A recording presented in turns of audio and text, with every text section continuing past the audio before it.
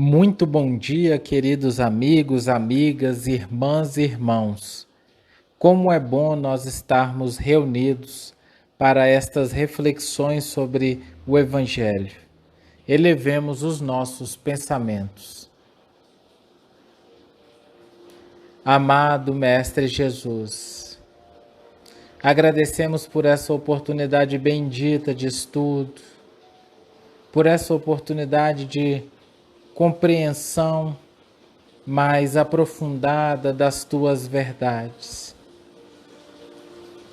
Que consigamos transcender a matéria, nos elevar e nos conectar com as equipes maiores, ampliando os nossos pensamentos e sentimentos no amor, para que essas verdades tenham um solo fértil em nosso coração. Mestre querido Jesus, rogamos o teu amparo para que todos os governantes do plano terrestre consigam sair dessa sintonia de competição e possam ser os grandes artífices a darem início a esse plano de paz e de solidariedade plena. Que as equipes que acompanham este Evangelho possam visitar cada lar que agora nos acompanha, levando a esses irmãos o bálsamo do consolo e da esperança, para que tenhamos forças para seguir sempre em frente. Sê conosco, Mestre querido Jesus, hoje e sempre, que assim seja. Nós continuamos trabalhando o capítulo 21 do Evangelho segundo o Espiritismo, e hoje nós vamos trabalhar o item 9. É uma mensagem do Espírito Erasto, que foi realizada em Paris no ano de 1862, intitulada de Caracteres do Verdadeiro Profeta. Logo no seu primeiro parágrafo, ele nos traz a seguinte mensagem: desconfiai dos falsos profetas.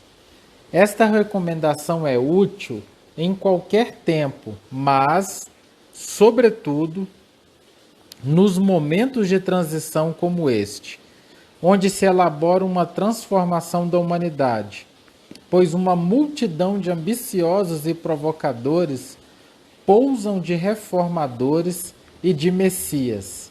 É contra esses impostores que é preciso estar atento e é dever de todo homem honesto desmascará-los. Vamos então, primeiramente, conversar um pouquinho a respeito do que seja profeta. Então, do latim, profeta é o porta-voz. No dicionário diz que ele é quem prediz por inspiração divina, ou seja, um adivinho, um vidente. No sentido bíblico, é aquele que prevê o destino do povo de acordo com suas atitudes. Portanto, ele é um indivíduo que serve de intermediário com a humanidade, em conexão com o divino ou sobrenatural. Quando o Erasto começa essa instrução, dizendo para desconfiarmos dos falsos profetas, principalmente nos tempos de hoje, significa que nós precisamos tomar cuidado porque nós estamos num período de transição. E nesse período de transição, muita coisa nova vai acontecer.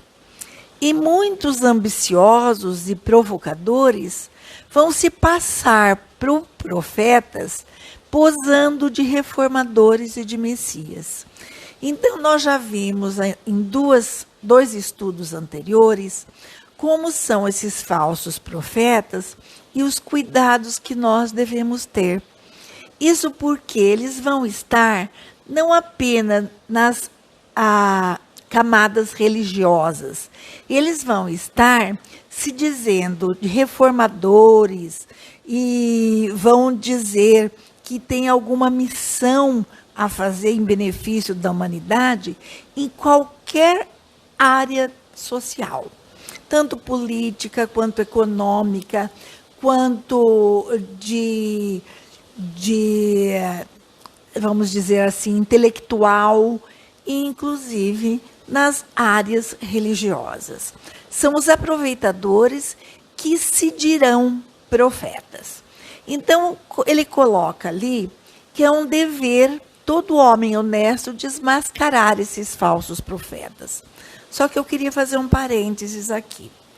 Para a gente desmascarar alguém, como cristão, nós precisamos tomar um cuidado muito grande, porque muitas vezes nós vemos as pessoas desonestas sendo desmascaradas de uma forma tão agressiva e tão desonesta quanto eles próprios são, agressivos, desonestos e falsos. Então, como cristãos, nós temos o dever de desmascarar toda a ação contrária aos ensinamentos de Jesus. Só que nós temos que aprender a nos comportar como cristãos em qualquer situação, mesmo naquela em que a gente vai contestar ou desmascarar alguém que está se fazendo passar por um Messias ou pelo próprio Cristo. Não podemos, como cristãos, como espíritas, jamais esquecer de que a doutrina está em primeiro lugar, que nossa posição dentro da doutrina, melhor dizendo, o exercício do amor, a tentativa e a busca para sermos pessoas de bem é que deve estar em todas as nossas atitudes. Então, nós precisamos tomar muito cuidado, porque às vezes, para desmascarar um falso Cristo que está se fingindo de pessoa de bem, para tirar proveito próprio, por ambição, por vaidade, por qualquer outra coisa, nós nos portamos de uma forma tão antagônica aos ensinamentos que recebemos do Cristo, que nós teremos um papel tão ruim, ou às vezes até pior, que esse próprio falso profeta. Bom, como o profeta é um indivíduo que vai servir de intermediário para a humanidade, ele tem um papel que é considerado muito importante na sociedade, porque é ele que promove a mudança devido às suas mensagens e às suas ações. Então, como ele tem esse papel fundamental na sociedade, de elevar essa sociedade, tanto moralmente quanto intelectualmente, ele vai ter nesse objetivo que se destacar como sendo superior às outras pessoas, as quais ele vai elevar moralmente e intelectualmente. Então, ele vai ter que ter uma superioridade intelectual e moral. Isso toda vez que é dada uma missão a alguém, em qualquer categoria, sempre a pessoa que vai exercer essa missão, ela tem que ser superior àqueles que serão conduzidos por ela nessa missão. Se a gente tem essa noção, imaginem Deus e a espiritualidade superior. Eles jamais designariam uma pessoa inferior para ser um profeta, para ser um missionário, para ter a responsabilidade de elevar a sociedade, de elevar a humanidade por um patamar maior, tanto em intelectualidade quanto em moralidade. Portanto, esses espíritos que encarnam com essa missão, isso acontece também na erraticidade, em qualquer mundo, sempre aqueles que vão exercer essas missões precisam ser espíritos superiores àqueles aos quais ele vai atuar. Então, eles têm que ser superior em inteligência e em moralidade. Eles são espíritos sempre muito avançados que já tiveram suas provas em outras encarnações. A gente precisa tomar um pouquinho de cuidado quando vai analisar o profeta no sentido cristão, porque muitas vezes nós temos líderes e pessoas que se colocam numa missão e que são, de fato, intelectualmente muito superiores, porém, moralmente não. Nós temos um exemplo muito desastroso na nossa humanidade, que foi Hitler. Ele era uma pessoa intelectualmente muito superior e se achava com uma missão. Era um falso profeta de qualquer forma, mesmo que ele achasse que a missão dele era boa. Por quê? Porque nós temos que distinguir os profetas pela sua superioridade moral e intelectual. Eles têm que justificar as suas missões por essa superioridade. E como é que eles vão fazer isso? Através das suas virtudes, pelo resultado e pela influência moralizadora de suas obras. Então, notem que, às vezes, existe uma influência muito grande intelectual ou no sentido de, até às vezes, social, mas não tem no sentido moral. Normalmente, as missões sociais estão muito ligadas às missões morais, porque essas missões sociais, se tiverem acompanhada da moralidade, elas exercerão um papel cristão. Se forem missões sociais apenas pro forma, serão um desastre como instituição. Bom, então, algumas características têm que estar presentes nos verdadeiros profetas, que é a modéstia e a humildade. Tem que ser suas ferramentas, porque senão eles não vão conseguir um resultado moralizador de suas obras. Os verdadeiros profetas são aqueles espíritos que ignoram-se a si mesmos, que cumprem a sua missão, secundados pelo poder oculto que os inspira. Ou seja, nós vemos nos verdadeiros profetas, muitas vezes, eles tomarem alguma atitude e terem alguma saída, enxergarem alguma direção que não seria natural num ser humano normal. Isso porque eles vêm com essa missão completamente assistidos pela espiritualidade superior. Ele é um espírito superior que tem maior sintonia com essa espiritualidade superior.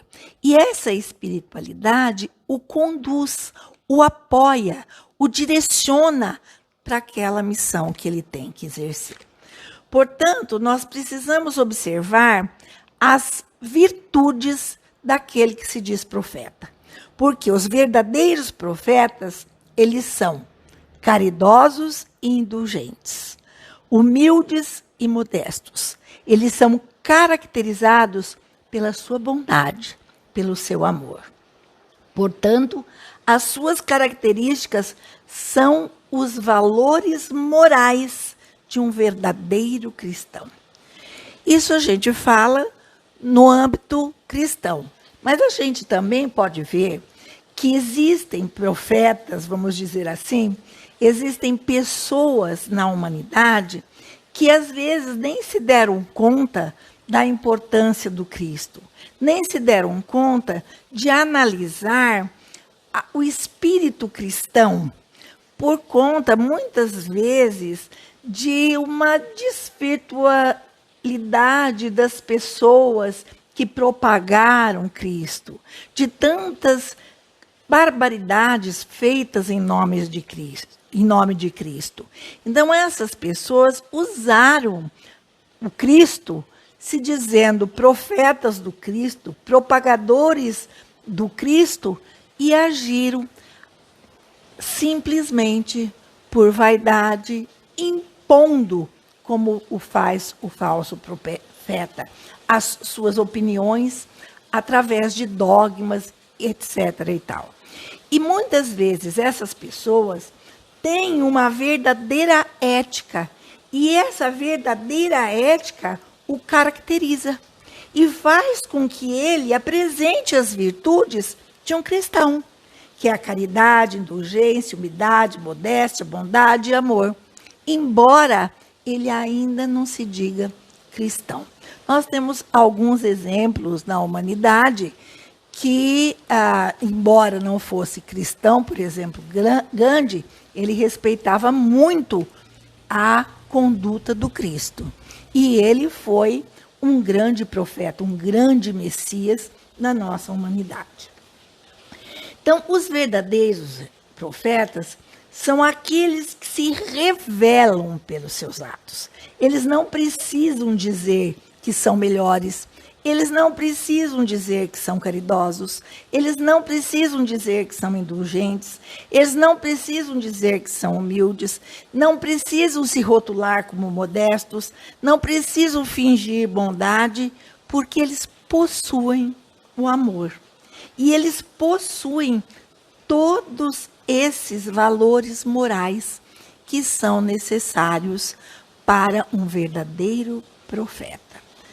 Em contrapartida, aqueles falsos, eles precisam se declarar como se o fossem.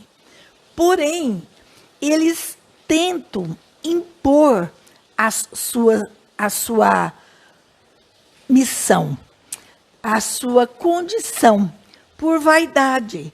E sempre eles têm medo e são inclusive agressivos e às vezes temperamentais, porque eles sabem que eles estão mascarados. E em qualquer momento aquela máscara pode cair, porque os seus atos é que vão negar tudo aquilo que eles falam.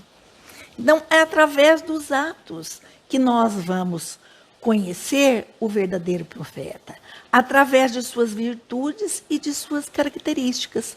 Se ele não tiver essas virtudes e as características que nós observamos em Cristo, porque ele é o nosso modelo, eles não serão nem Messias, nem profetas e nem cristãos.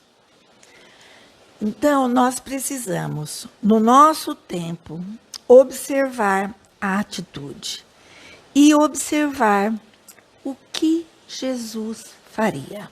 Se Jesus estivesse aqui, se um espírito superior estivesse aqui, pensemos naquele que nós estamos julgando ou pensando que é um profeta, se ele está fazendo de acordo com eles. É óbvio que os profetas que aqui estão não são perfeitos como Cristo. Então, eles também serão pessoas que estarão lutando para a sua evolução espiritual. Porém, eles terão um nível muito maior que o nosso e sempre condizente com Cristo. E quando eles como eles são superiores, eles já compreenderam que aquele vício que eles têm, que necessita ser transformado em virtude, precisam ocupar um lugar importante na sua encarnação ou na sua espiritualização. Ele precisa fazer com que o seu foco seja no empenho para que ele adquira, para que ele incorpore aquela virtude que lhe é necessária.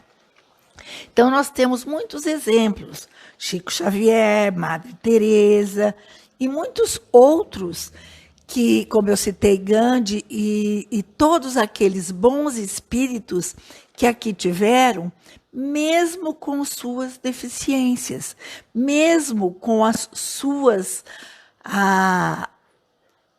vamos dizer assim, as suas necessidades de trabalhar para a sua melhora.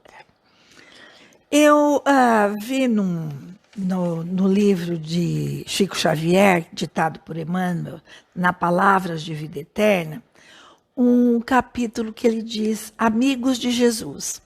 E lendo isso, para mim, veio como se o profeta fosse o verdadeiro amigo de Jesus. Porque ele diz assim, que os amigos reais de Cristo existem no seio de todas as crenças e filosofias.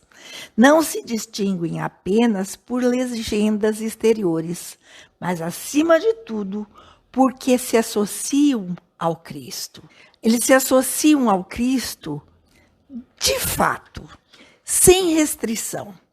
Eles se associam ao Cristo em espírito de verdade, estendendo-lhe as lições, ou seja, propagando as lições do Cristo e praticando os ensinamentos do Cristo.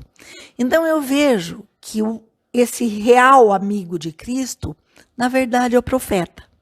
Mas nós também podemos ser amigos de Cristo. E tenho certeza que Cristo nos considera como tal. Por quê? Porque nós estamos em busca de sermos esse amigo verdadeiro de Cristo. Queridos amigos, sejamos então amigos do Cristo. Nós podemos exercer a fraternidade entre nós todos.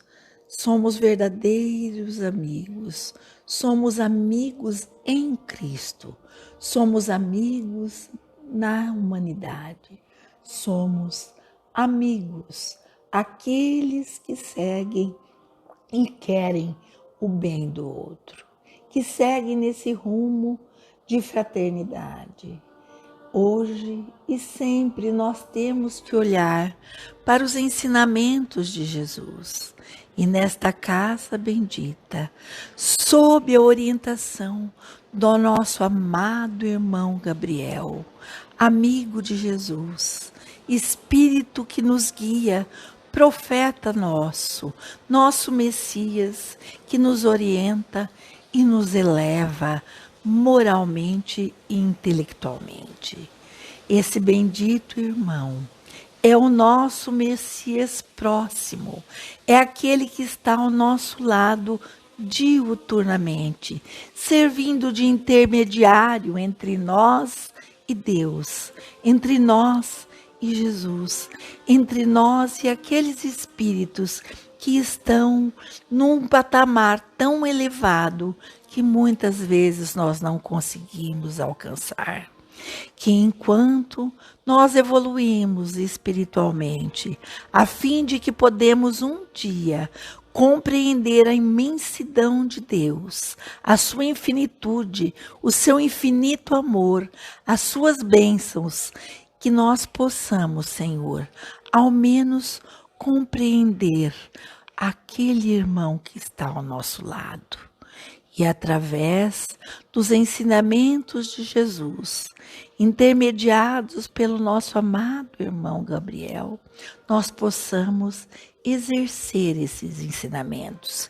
Que nossas atitudes também nos revelem como cristãos, nos revelem como trabalhadores na seara de Jesus e que nós possamos contribuir para que este planeta bendito de regeneração possa se iluminar de tal forma que ilumine todos aqueles que estão gerenciando as nações desse planeta, não só como presidentes, reis, primeiros ministros, líderes políticos, mas acima de tudo, como líderes religiosos, líderes sociais, líderes inclusive intelectuais, que a moralidade e a ética possam estar presentes em cada um deles e que todos nós aprendamos a renunciar à vaidade e ao individualismo em prol de toda a humanidade. E assim, pedimos, Pai, que nos dê muita luz, muita paz e muita direção para seguirmos merecedores de filhos de Deus. Que assim seja.